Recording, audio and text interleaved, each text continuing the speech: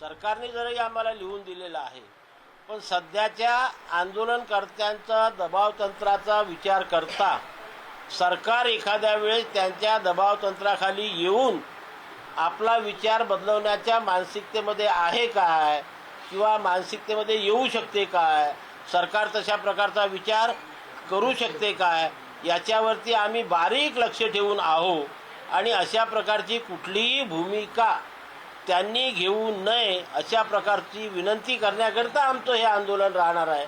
दबावतंत्र याच्यापूर्वीच आम्ही वापरलेलं आहे, आता सध्या तरी दबावतंत्र वापरण्याची गरज नाही, परंतु डोके दाखवल्याशिवाय आणि समाज रस्त्यावरती आल्याशिवाय त्या समाजाचं संरक्षण कोण्याही पक्षाचं सरकार असो ते करत नाही. म्हणून आम्हाला आमच्या संविधानिक अधिकारासाठी, न्यायिक अधिकारासाठी आम्हाला कुठली ना कुठली तरी भूमिका घेणं फार गरजेचं वाटलं, म्हणून आजची मीटिंग. चंद्रपूरला आमरण उपोषण करण्यात आलं होतं, त्याची बरीच चर्चा झाली. स्वतः मुख्यमंत्र्यांना तिथे तत्कालीन उपमुख्यमंत्र्यांना जावं लागलं होतं.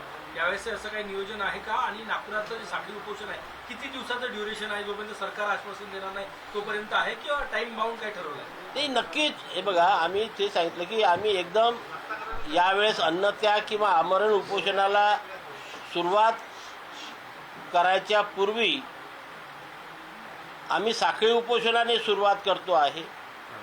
एकाच ठिकाणून करण्यात वेगवेगळ्या जिल्ह्यात करण्यापेक्षा, आणि या ठिकाणी आम्ही आमचं म्हणणं सरकारपर्यंत पोहोचावं, सरकारने ते लक्षात घ्यावं याकरता केंद्रीकृत पद्धतीने आम्ही साखळी उपोषणाची सुरुवात करतो आहे. आम्हाला सरकारकडनं कसा रिस्पॉन्स मिळतो, कसा प्रतिसाद मिळतो त्यानुसार सुद्धा आम्ही दररोज पुढची भूमिका ठरवून गरज पडली तरच मुंबईला कूच करू, गरज पडली नाही तर मुंबईला जाऊन लोकांना त्रास देण्यामध्ये आम्हाला काही रस नाही आहे. मुख्यमंत्री असंही म्हणाले की दोन्ही समाजाचे प्रश्न सोडू, तर दोन्ही समाजाचे प्रश्न कसे सोडू शकते असं तुम्हाला काय वाटते? काय प्रस्ताव असू शकतो? नाही, हे बघा, यापूर्वी सुद्धा सरकारने आमच्या आरक्षणाला धक्का न लावता मराठा समाजाला अतिरिक्त 10% आरक्षण दिलेलं आहे. त्या 10% आरक्षणावर ते खुश नाही आहे किंवा समाधानी नाही आहे. आता त्यांना कसं समाधानी करायचा तो सरकारचा प्रश्न आहे. मुख्यमंत्रीच त्याच्यावरती उत्तर देऊ शकतील, मी त्याच्यावरती काही प्रतिक्रिया देऊ शकत नाही. आमच्या आरक्षणाला धक्का लागणार नाही असं त्यांनी म्हटलं, याबद्दल मी त्यांचं अभिनंदन करतो.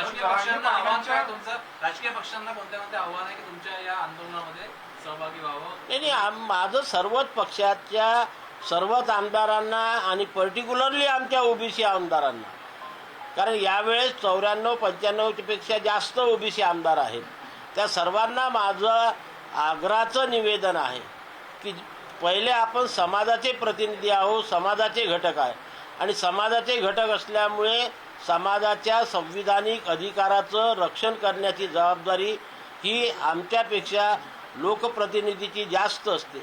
आणि मग जेव्हा आता ओबीसी समाज अडचणीमध्ये येत आहे असं चित्र या महाराष्ट्रामध्ये उभं आहे, तेव्हा संपूर्णच लोकप्रतिनिधींनी या ओबीसी समाजाच्या मागे मोठ्या ताकदीनं उभं राहून आमचं मनोधैर्य वाढवावं आणि आमच्यावरती कुठलीही आच येणार नाही याची त्यांनी आम्हाला हमी द्यावी.